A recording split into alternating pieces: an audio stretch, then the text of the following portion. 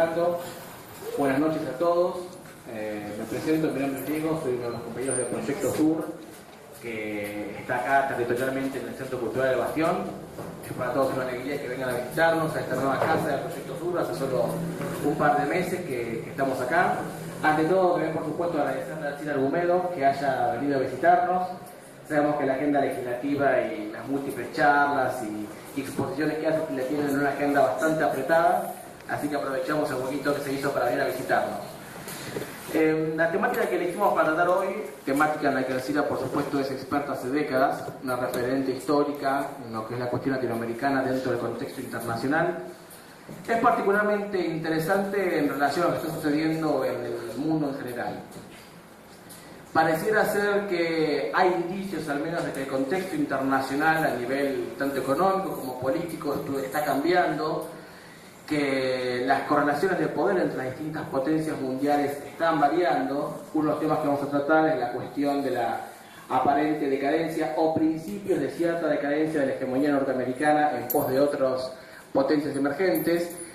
Y sin embargo, aquí estamos en nuestro país afrontando la posibilidad de vernos quizás por cuarta vez insertos en una nueva relación de dependencia. Quizás venimos venimos de la experiencia de dependencia bajo el Imperio Español, pasamos a ser una pseudo colonia británica, después la hegemonía norteamericana se hizo evidente y en parte reemplazó a la antigua sujeción que teníamos a la corona británica, y parece que hay indicios de que posiblemente seamos dentro de poco o nos acerquemos a ser una nueva colonia, esta vez de una potencia asiática, o por lo menos corremos el peligro de convertirnos en una nueva colonia de la potencia que representa China a nivel mundial. No quiero alargarme mucho más, todos queremos escuchar a Alcira que nos va a explicar bien detalladamente esto. Simplemente agradecerles nuevamente por haber venido. Sabemos que es un día laboral, que estamos seguramente todos cansados de la jornada laboral, así que doblemente gracias por habernos visitado, y sin más, y nuevamente Alcira, muchas gracias por haber venido.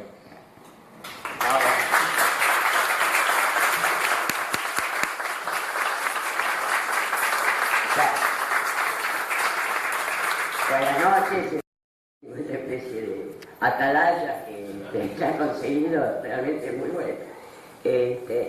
Yo voy a dar alguna cosa en grandes rasgos, de manera tal que después con preguntas y respuestas vayamos ajustando algunos de los temas, porque obviamente cuando uno habla de cambio de época histórica, Cristina también habla de cambio de época histórica, pero me temo que tenemos una diferencia de mirada al respecto. Es hablar del mundo y sus alrededores, del mundo y sus alrededores, y también desde determinada perspectiva que tiene que tomar elementos de continuidad o ruptura en los procesos de la historia, pero sobre todo salir o tratar de superar esta mirada política inmediatista de vuelo de pollo, porque determinadas medidas que se están tomando o que se toman aparentemente en la cotidianidad y de manera aislada, sin duda están siendo enmarcadas en grandes estrategias que dan cuenta, grandes estrategias a nivel mundial, que dan cuenta de esta disputa por la hegemonía que se está dando principalmente entre Estados Unidos y el bloque occidental y las nuevas potencias emergentes, fundamentalmente China en una creciente alianza con Rusia, y a su vez India por otro lado también paralelamente, donde de alguna manera a nuestro modo de ver, esta cultura occidental dominante carece de posibilidad de dar respuestas a los desafíos que está planteando este cambio de época histórica, donde yo diría que se caracteriza por dos transformaciones fundamentales. Uno, un cambio muy importante y decisivo en las relaciones de poder mundial, con la caída, la declinación acelerada de los centros de poder que durante 500 años dominaron el mundo, salvo el pequeño periodo de medio siglo de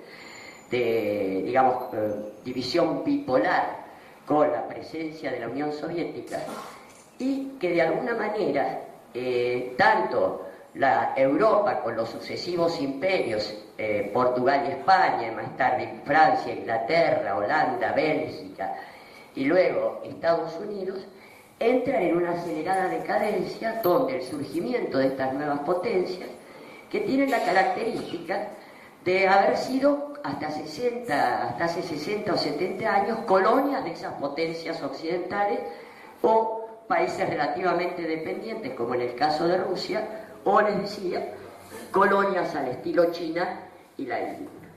El tema es que al mismo tiempo que se da esta caída, emerge paulatinamente nuevas concepciones del mundo que comienzan a cuestionar con mayor o menor radicalidad esta hegemonía de la cultura occidental dominante. Y cuando hablo de la cultura occidental dominante, Marx básico es la cultura de las clases dominantes del occidente central, que es la cultura dominante de la época en el occidente central, donde les decía, junto a esta paulatina o acelerada declinación de los polos de poder, han venido emergiendo en los últimos años nuevas identidades culturales, en muchos casos seculares o milenarias, que comienzan a cuestionar esa cultura. Es el hecho de la presencia de India y China. Se sabe que son culturas milenarias y que de pronto, muy sutilmente, comienzan a aparecer. Uno da cuenta que son aspectos puntuales, pero de golpe tenés el Qigong y el yoga y la meditación y demás, una serie de elementos que empiezan a penetrar naturalmente en estas culturas, ni hablar del fortalecimiento del Islam, muy demonizado, porque no todos los islámicos son terroristas, pero demonizado, aunque es la primera vez, porque es una cultura que muy duramente se opone como tal a la cultura occidental y cristiana dominante. Un mundo islámico, les decía, que como señalaba el imán de la mezquita acá de Palermo, decía, miren, somos 1.200 millones de musulmanes. Si el 10% de los musulmanes fueran terroristas, es decir, si hubiera 120 millones de terroristas en el mundo, este mundo ya habría estallado. Si el 1% fueran terroristas, 12 millones de terroristas también hubiera estallado. Si el 0,1%, 120.000 millones, también hubiera estallado. Es decir, se calcula que en todo caso esa radicalidad musulmana no alcanza ni al 0,05% de los musulmanes. Pero esto es, que después lo vamos a ver, uno de los factores fundamentales de la cultura occidental, que es tratar de cohesionar a través del miedo. También en América Latina comienza a tener mayor visibilidad, o una visibilidad creciente, lo que fueron las culturas precolombinas, con toda una concepción acerca de la relación entre los hombres. Yo siempre lo señalo, estas culturas americanas fueran estratificadas como aquellas que culminaron en el imperio azteca y maya en América Central, o en el mundo andino con los incas, o fueran culturas igualitaristas como los tupí-guaraníes, los arawaks, los mapuches y demás. Todas ellas eran comunidades de amparo. Esto yo lo reitero muchas veces. En las culturas precolombinas no existía la palabra pobre. No se concebía la existencia de miembros o sectores de una sociedad que no tuvieran cubiertos las necesidades materiales y espirituales dentro de un determinado patrón de cultura. Y al mismo tiempo, una determinada relación con la naturaleza, que a diferencia de la ciencia occidental, que considera que la naturaleza es algo exterior a los seres humanos y es preciso conocerla para dominarla y explotarla, estas concepciones consideran que los hombres pertenecen a la tierra, no la tierra a los hombres, y por lo tanto es preciso mantener con ella una relación armónica, no depredatoria, etc. Puntos de partida como para repensar nuevas respuestas ante un cambio de época histórica.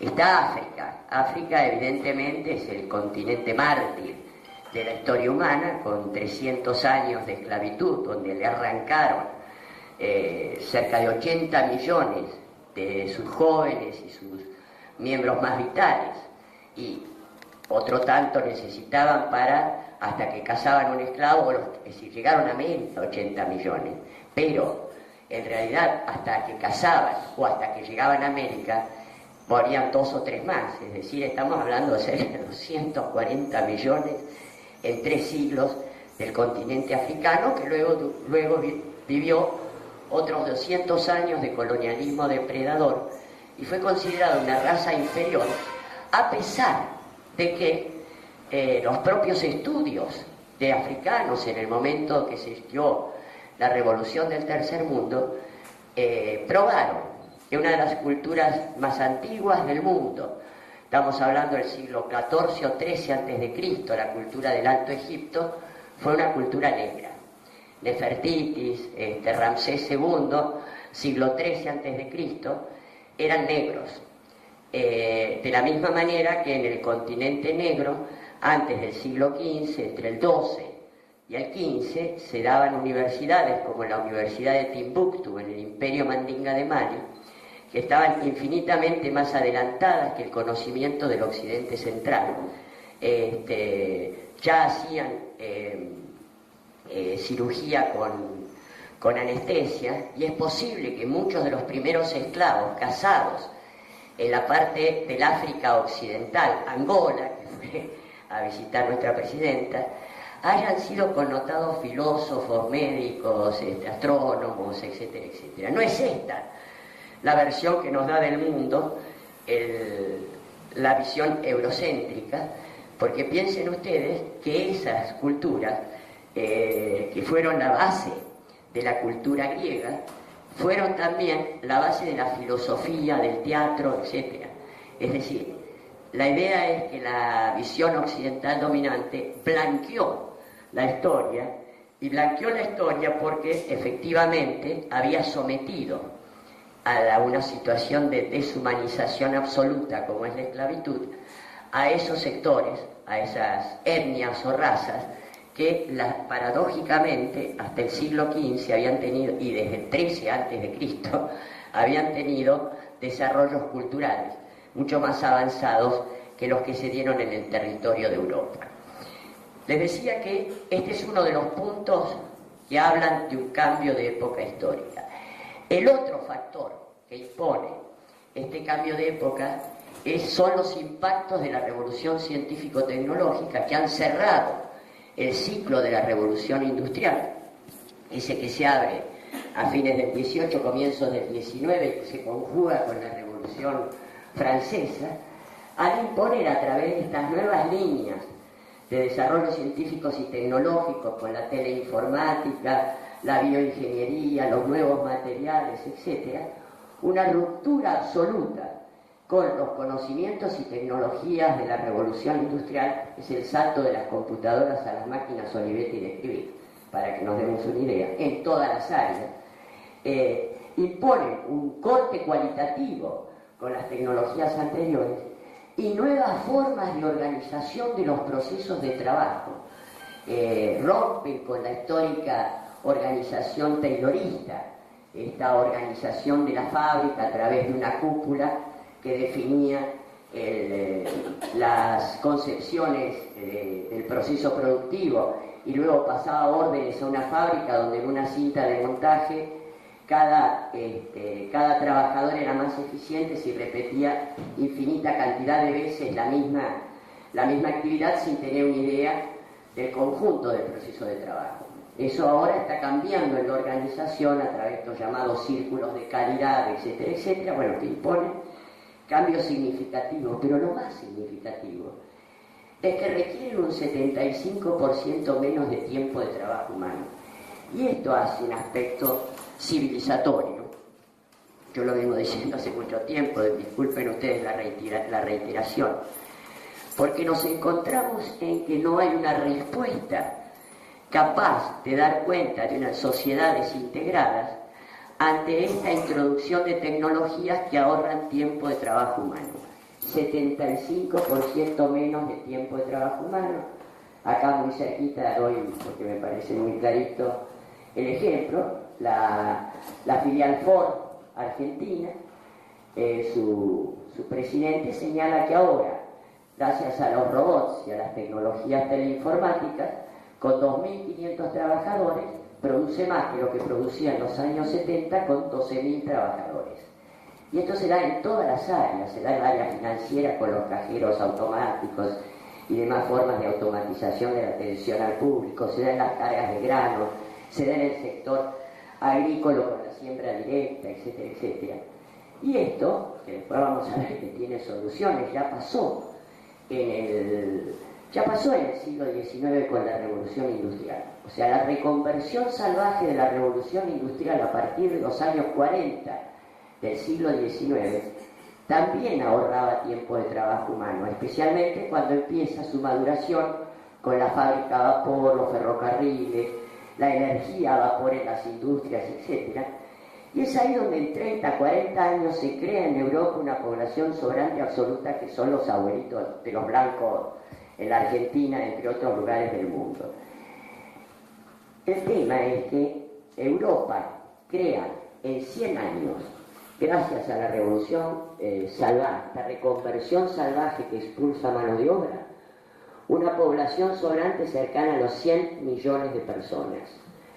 A eso hay que agregarle los 20 millones que mueren en la Primera Guerra Mundial, los 50 millones que mueren en la Segunda Guerra Mundial y todos los europeos que mueren en las luchas de expansión colonial o en las guerras europeas menores como la franco-prusiana, etc.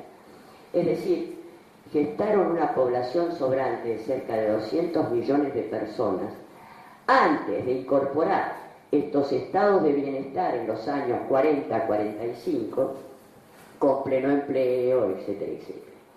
El tema es que esta reconversión salvaje en los últimos 30 años, que se acelera exactamente desde 1980, ha generado a nivel mundial una población sobrante superior a los 2.500 a 3.000 millones de personas. Esto tanto en países africanos, en América Latina, en la propia India, en la propia China, etc. Y no hay una respuesta pensada hacia esto, cuyos principales víctimas están siendo los jóvenes. Ustedes ven que tenemos la primera manifestación a nivel mundial de esta población joven que comienza no ya a querer cambiar el sistema, a pedirle al sistema que no lo deje afuera.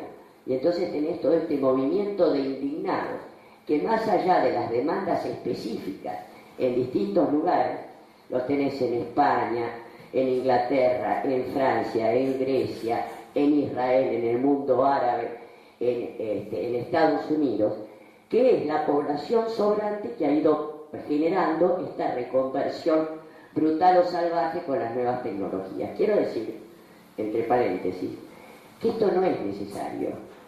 El tema es que, siempre lamento que me hayan escuchado, pero me parece importante tener en cuenta, el hecho de que se requiera 75% menos de tiempo de trabajo humano no significa que haya que desplazar personas.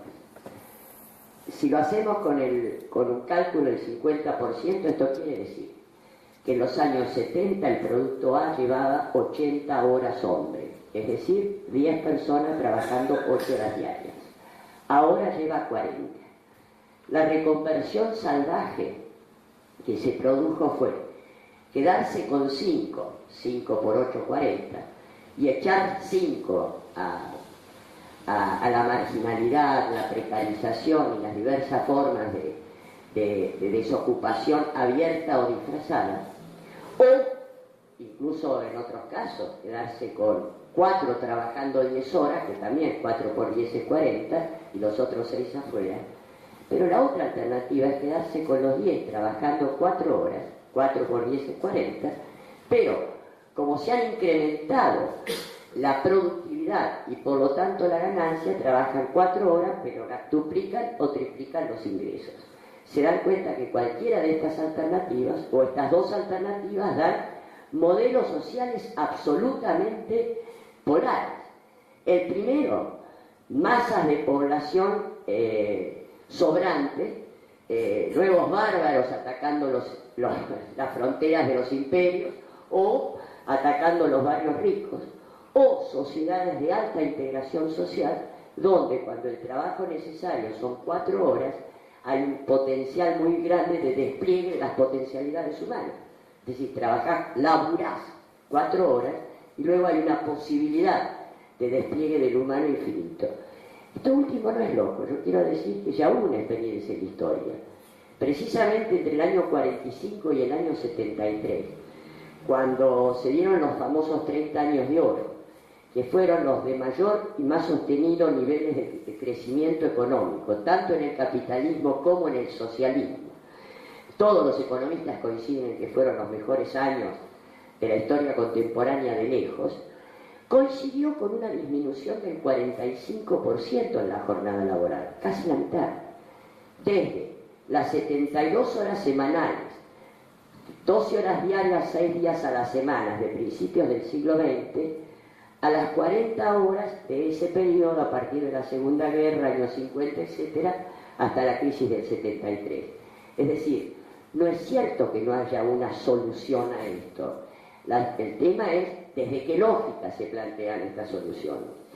El problema que les quería decir, pienso que estos elementos plantean opciones de carácter civilizatorio. Esto no es chiste, esta respuesta hay que darla porque el mundo tiende a estallar si no encuentra las respuestas para hacerlo. Lo que sucede es que en el marco de la globalización y la competencia, nadie tira la primera piedra, la lógica de acumulación sigue predominando y siendo de exclusión, con lo cual vas haciendo crecer una bomba de tiempo. A esto se une el carácter o los rasgos principales de esta cultura occidental dominante.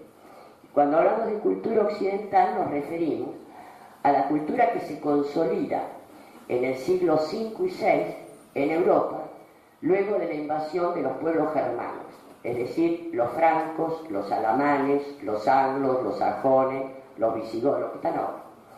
El tema es que si uno quiere romper la visión eurocéntrica de la historia, tiene que incorporar ciertos datos a la historia oficial. En primer lugar, tener en cuenta que estas invasiones germanas fueron las más depredadoras, las más sanguinarias y las que más tiempo tardaron en incorporar elementos de una cultura relativamente elaborada de todas las hordas invasoras de la historia de la humanidad desde el siglo VI en adelante. Como ustedes saben, la llegada de los romanos, la llegada de los germanos, significó la destrucción del Imperio Romano, de las grandes ciudades romanas, y se instaura en Europa una organización dispersa en el territorio construida alrededor de señores de la guerra que luchaban entre sí por obtener recursos, etcétera, etcétera. Se los llaman los señores feudales, eran grandes señores de la guerra, muy brutos, y pasa una oscuridad que, fíjense ustedes que entre el siglo V y el siglo XI, o sea, cerca de 5 siglos, 6 siglos, en la más absoluta oscuridad. La historia oficial nos dice que la humanidad pasó una etapa de oscuridad entre el siglo V y el XIII o el XV. Esto fue cierto solo para Europa occidental, o para Europa, porque en esos mismos periodos, en China, en India, en el mundo árabe, en África y en América, se desarrollaron grandes civilizaciones con alcances infinitamente superiores a los de esta cultura. Y además, con menores niveles de agresividad y de carácter sanguinario. Fíjense ustedes que si comparamos el comportamiento de estos sectores, que reitero, pasaron 5 siglos en la más absoluta oscuridad, desde el 6 hasta el 11, o si querés, desde fines del siglo hasta fines del 11, que serían 6 siglos. Por ejemplo, en el caso del Imperio Islámico, empieza a expandirse en el siglo VI, y todos los islámicos porque son especialmente demonizados por la cultura occidental. Cuando el califa Omar, que es el sucesor de Mahoma, llega a Jerusalén, convoca al patriarca cristiano y al rabino judío y les dice que ellos respetan a los pueblos del libro. Como ustedes saben, el Islam considera que hubo seis profetas antes de Mahoma, o sea, no sé, Abraham, Noé, David, etcétera, etcétera, Jesús y Mahoma. y por lo tanto ellos respetan a los pueblos del libro. Y les plantean que van a respetar sus templos y sus creencias, que ellos van a construir en Jerusalén sus propios templos. Y la única diferencia es que en vez de pagar tributo al reino de Constantinopla, lo van a pagar al reino de Alá. Durante 4 siglos, judíos, cristianos y musulmanes viven en la más absoluta armonía en Jerusalén, armonía que en el caso de árabes y judíos se extiende hasta mediados del siglo XX. Vean ustedes la incidencia de la cultura occidental, lo que hizo en la relación de esos dos pueblos. El tema es que en el siglo XI llega la primera cruzada, que es la primera vez, reitero, que estos germanos salen de Europa, llegan a Jerusalén, y a diferencia del comportamiento de esta expansión islámica, como consideran que son todos herejes, degüellan a los 60.000 habitantes de Jerusalén. Las descripciones de las matanzas en Jerusalén, la verdad que uno se estremece por las descripciones que se pueden ver de Bartolomé de las Casas en el siglo XVI, 5 siglos después, cuando llegan a América, o, si se quiere, el comportamiento de los soldados norteamericanos en Irak en el siglo XXI, 10 siglos después de la llegada a Jerusalén. Les decía, el tema es que esto recién se va a comenzar a reorientar a partir del siglo XIII.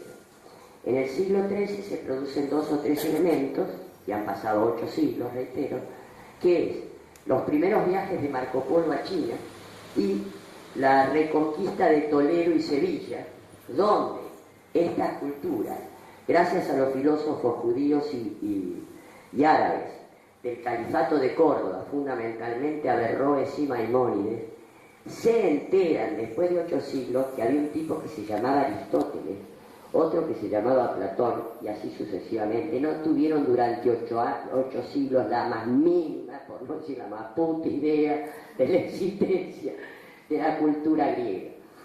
El tema es que, fíjense ustedes, otra experiencia, la experiencia de Marco Polo cuando llega a China. A diferencia de lo de los germanos, Gengis Khan, mongoles, muchachos criados en la estepa a carne y leche de yegua, cuando llegan al imperio chino, a diferencia del comportamiento de los germanos, se dan cuenta que la cosa es seria. Y en vez de destruirlos, convocan a los maestros chinos para que formen a sus hijos. Kubilai, el nieto, el emperador que deslumbra a Marco Polo por su sabiduría, su formación intelectual y el refinamiento de sus maneras, es el nieto de Gengis Khan. Imaginen Gengis Khan, el pelo así, los brazos de deporte, etc. O sea que los mongoles, al conquistar China, en solo 2 generaciones incorporan la cultura china y la desarrollan. Les decía que ahí comienza el descubrimiento de Aristóteles. Ahora, ¿qué es lo que más le gustó de Aristóteles? El hecho de la división de los seres vivos según las almas que tienen. Para Aristóteles hay 3 niveles fundamentales. El nivel de las plantas, que tienen un alma nutritiva y reproductiva. Por encima, el nivel de los animales, que a esas almas nutritiva y reproductiva agregan el alma motora y sensitiva. Algunas de estas especies animales pueden alcanzar cierta habilidad con las manos. Estos son, además de las vacas, etcétera, etcétera, los llamados siervos por naturaleza, los seres amentes, los seres inferiores. Los siervos por naturaleza, es decir, aquellos que son susceptibles de ser esclavizados. Y finalmente vienen los humanos, que a esas 4 almas le agregan la razón. Ni hablar. Tomaron a Aristóteles, y es ahí cuando empiezan los primeros viajes de los portugueses. Por una bula papal de 1454 se define que los negros no tienen alma, no son seres humanos y por lo tanto pueden ser sometidos a la esclavitud. Mientras, hacia esas mismas épocas, en la llegada a América, se define a los indígenas como seres amente, faltos de razón, siervos por naturaleza, pero que de alguna manera podían ser evangelizados. El tema es que ahí, en esos años, se produce una doble cara de la cultura occidental. Por eso hablo de la cultura occidental dominante. Porque con esta riqueza, determinadas vertientes de la cultura occidental llevan adelante el Renacimiento. Entonces vas a tener, te diría, en el siglo, fines del XV, comienzos del XVI, vas a tener dos paradigmas. Perdón, fines del XV, comienzos del XVI. Dos figuras paradigmáticas. Por una parte, Leonardo da Vinci, y por otra, Hernán Cortés. Leonardo da Vinci va a Hernán Cortés, agárrate.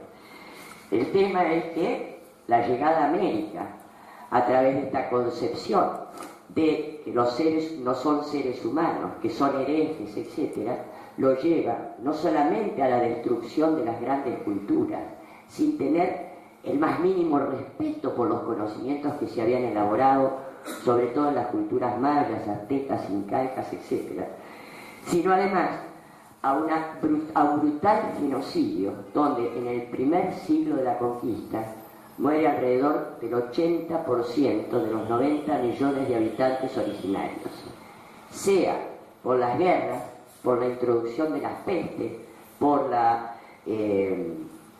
ruptura de los equilibrios ecológicos sociales, o la llamada muerte por tristeza, es decir, se dejaban morir porque no podían aceptar la destrucción de sus mundos.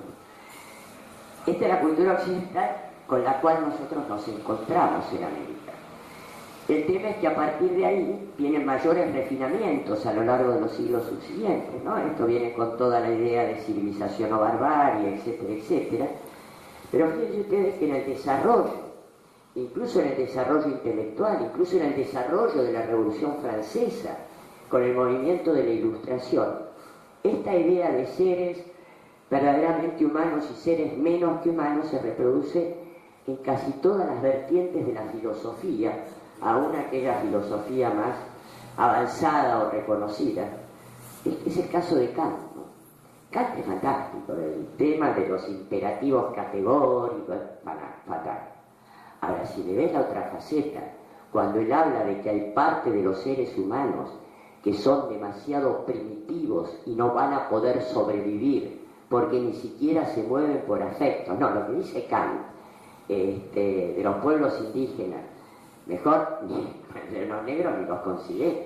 Hegel los considera pueblos sin historia, es decir, aquellos que son tan inferiores que no pueden ser tratados, o que la mnemosín, la memoria de la historia no puede prestarles atención. Y es ahí donde empieza una nueva etapa en el fines del siglo XIX, que es primero una expansión hispano-portuguesa, más las siguientes expansiones que vienen con esa idea. Y luego viene la expansión imperialista de fines del siglo XIX, hacia 1870. Y acá ya hay otros elementos, ya hay instrumentos científicos, como el positivismo, como las teorías biologistas, donde surge la teoría del Lebensraum. Y toda esta idea, toda esta vuelta para llegar a la teoría del Lebensraum, o el espacio vital. Es decir, esta teoría elaborada por Friedrich Ratzel, que marca el derecho de los pueblos superiores a apropiarse de los territorios de los pueblos inferiores, y si es necesario eliminarlos para desarrollar en esos territorios la civilización, o obtener de esos territorios aquello que necesita la civilización. Esta era una teoría de sentido común que se enseñaba en las escuelas, y por lo tanto, a comienzos de 1900, el pequeño Adolfito Hitler estudió estas teorías en su escuela de Linz en Austria, porque era de sentido común. Como ustedes saben, las escuelas reproducen el sentido común de una época. El tema es que después la adaptó en el interior del territorio europeo. Por eso causó tal horror, porque la aplicó a pueblos eslavos, a pueblos gitanos y a pueblos judíos que tenían una relación con la cultura occidental que dejó aterrorizados. No voy a defender precisamente a Adolfito Hitler, pero las cosas que hicieron los occidentales en África o en América Latina no tienen nada que envidiar.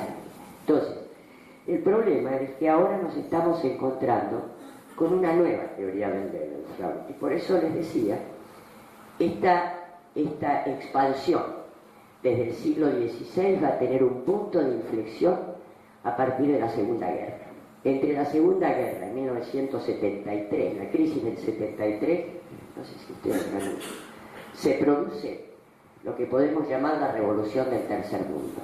Es decir, ante la debilidad del enfrentamiento de las potencias europeas, 2/3 de la humanidad sometidos a dominios coloniales o neocoloniales por estos centros imperiales de Occidente, inician los procesos de liberación nacional y social, la descolonización, los gobiernos populares en América Latina, etc., cuestionando seriamente por primera vez en la historia el poder de estas potencias occidentales.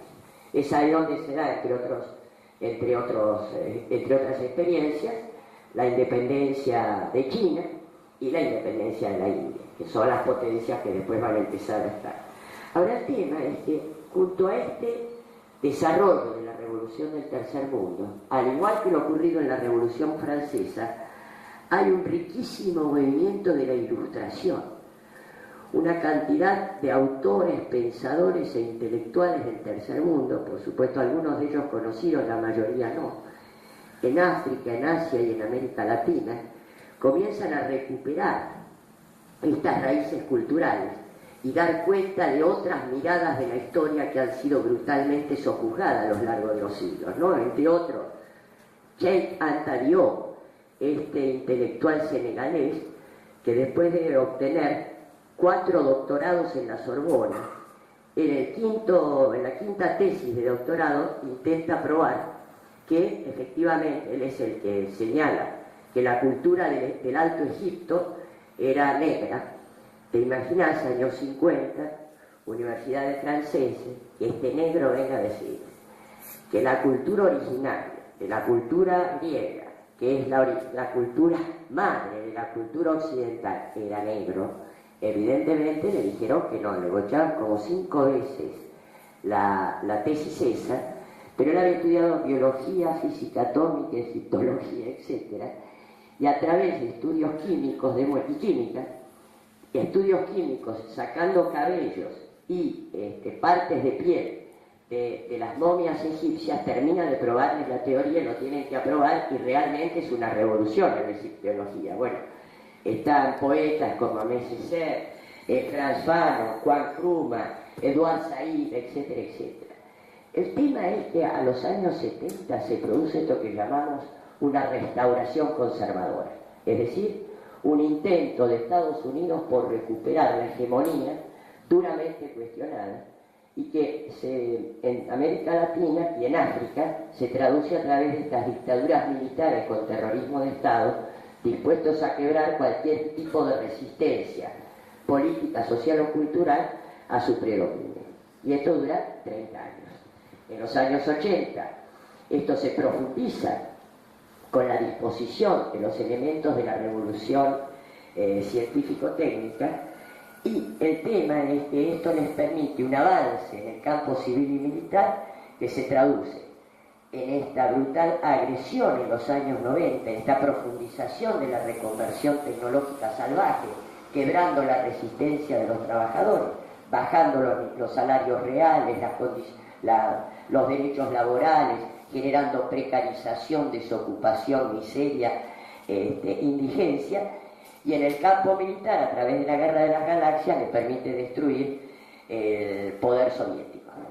Es ahí, principios de los 90, se nos dice el fin de la historia, el triunfo final del liberalismo, el nuevo orden mundial dominado por Estados Unidos, y por ahí, en el siglo XXI, no le dura más de 20 años, pobrecito, y cuando estaba tan tranquilito se aparecieron los chinitos.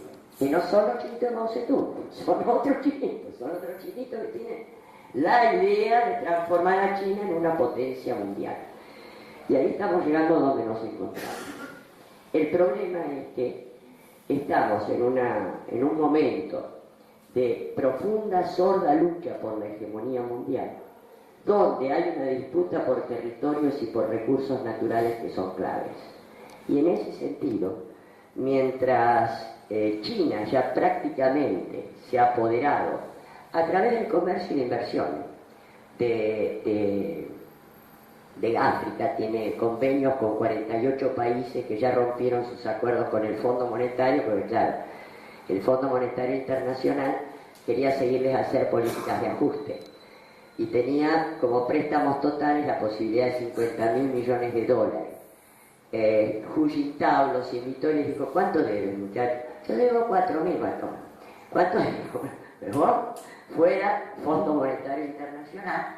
Claro, tiene 3 billones, millones de dólares, una escala que no puede ser, y ha desplazado. Pero aquí la clave es que en esta decadencia imperial y en este cambio en las relaciones de poder hay recursos que se vuelven estratégicos, y ese es América Latina el gran peligro que tiene. Les decía, ¿por qué? Porque hay una nueva teoría del level ground en los países occidentales acerca de que estos pueden ser territorios de depredación ambiental en gran escala, convertidos en poco más de 15 años en terrenos basturales, y quienes vivan ahí que hagan lo que puedan. Y si se mueren por contaminación, que se mueran. Por eso les decía que si uno empieza a ver esta problemática de la minería a cielo abierto con cianuro, que está prohibida en todo el territorio de Europa por el Parlamento Europeo, ya que los estudios realizados indican que tiene consecuencias catastróficas e irreversibles, porque ya hubo, en Europa había, en Alemania, en Austria, en la República Checa, había minería a cielo abierto, pero los accidentes que se produjeron en 10 años, entre otros un vertido de barro tóxico en el Danubio, que quedó no azul sino violeta, por lo que era el barro tóxico con cianuro, lo prohibieron terminantemente. ¿Dónde viene? América Latina.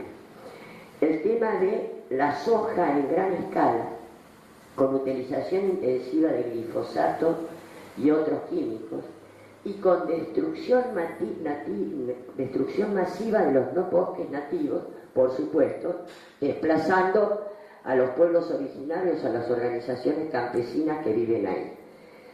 El tema de la devastación de la pesca en el Atlántico Sur, a través de estos permisos que se han dado de pesca por absorción, que entonces se quedan con los pescados más grandes, pero los más chicos los tiran ya muertos al mar. Por lo tanto, están eliminando varias de las especies, entre otras la merluza. El tema de las pasteras, prohibida en Finlandia y en España, pero vienen para acá. Es decir, de alguna manera, a través de esta zanahoria, del precio de las commodities y de la posibilidad de ser exportadores nuevamente de materias primas. Pero ¿saben cuál es la diferencia? Ya no de trigo y vacas criadas naturalmente en las pampas argentinas. Ahora sos exportador de oro. Una producción de una mina de oro dura entre 15 y 20 años, y después queda por los siglos de los siglos piques de cola con cianuro y barro tóxico y montañas arrasadas, o en el caso de la soja, que se sabe que el tipo de cultivo, ya sea la siembra directa o el hecho de la utilización de glifosato que mata todo el microcosmo de la tierra, tiene una esterilización de las tierras, o el petróleo shale, que después de flamear la bandera, ¿saben ustedes lo que significa? Es un petróleo que está, y acá ya termino, es un petróleo que está absolutamente a veces solidificado o a veces metido entre piedras. Entonces para sacarlo a eso y al gas se hace una perforación horizontal y luego verticalmente se hacen inyecciones de cantidades comunales de agua con ácidos y químicos que destruyen las piedras. Se imaginan que si destruyen las piedras lo que hace sobre el organismo humano, y esto contamina las napas de aguas más profundas que son las más puras. Entonces, si uno piensa que la producción argentina, en el entusiasmo que tiene, va a empezar a desarrollar shale gas y petróleo con esta YPF y la bandera flameando, 600 emprendimientos en la cordillera de los Andes, vamos a terminar yendo caminando a Chile porque la van a tirar abajo. La explotación de la pesca en gran escala, el tema de la contaminación de las pasteras, verdaderamente cuando vemos que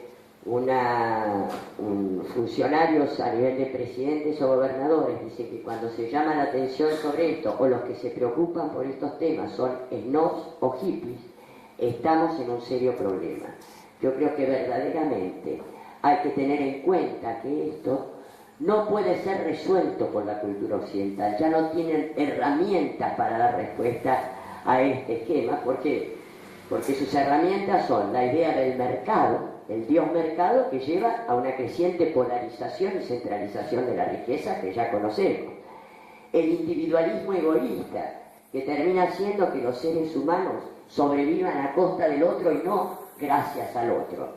Y la clave de todo esto es la imposición del miedo, es decir, solo tienen el arma del miedo y el terror para tratar de disciplinar a poblaciones que creo que antes de morir por contaminación o por cualquiera de estas distintas alternativas que le presentan para tratar de disminuir la población sobrante absoluta, creo que van a tratar de pelear y resistirse. Y por eso creo, o me parece, que de alguna manera estamos ante desafíos muy grandes y no nos tenemos que dejar entrampar, reitero, en discusiones puntuales al margen de lo que son los contextos, que en última instancia van a tener una más una fuertes influencias para el futuro de América Latina durante varias generaciones. El partido se está jugando hoy, muchachos. Ya lo estamos jugando, el futuro de América Latina se está jugando hoy. Nada.